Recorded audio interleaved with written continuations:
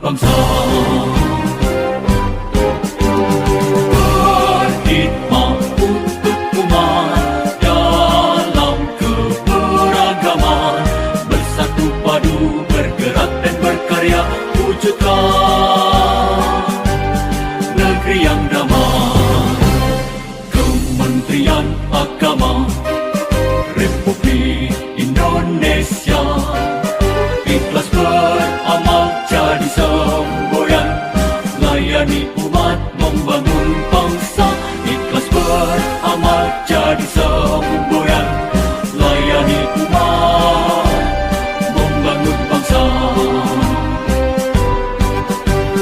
Berkhidmat untuk umat dalam keberagaman, bersatu padu bergerak dan berkarya wujudkan negeri yang damai. Berkhidmat untuk umat, membina, membimbing dan mendidik, wujudkan masyarakat taat beragama, wujudkan masyarakat sejahtera lahir dan batin. Berkhidmat untuk umat, membina, membimbing dan mendidik, mantapkan kerukunan umat dan antar umat beragama, beramal ma'ruf nahi munkar, jalani kehidupan. Khidmat untuk umat, untuk perdamaian, untuk Indonesia Jaya. Khidmat untuk umat, untuk perdamaian, untuk Indonesia Jaya.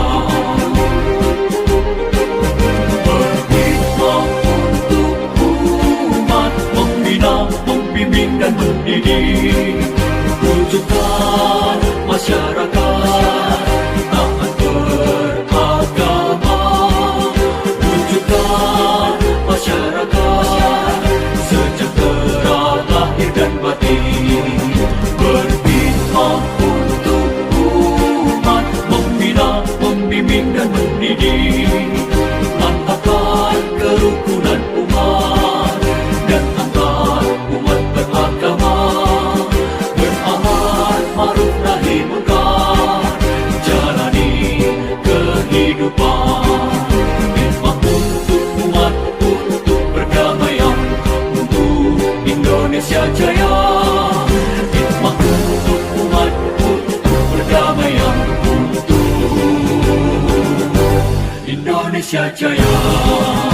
Indonesia Jaya.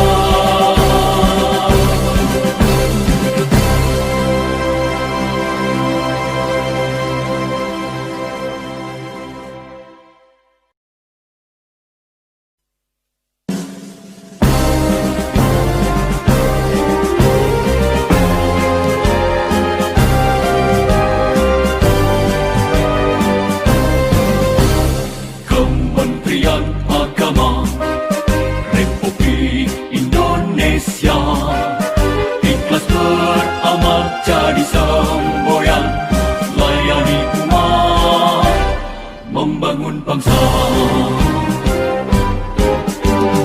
Berkhidmat untuk umat dalam keberagaman, bersatu padu bergerak dan berkarya wujudkan negeri yang damai. Kementerian Agama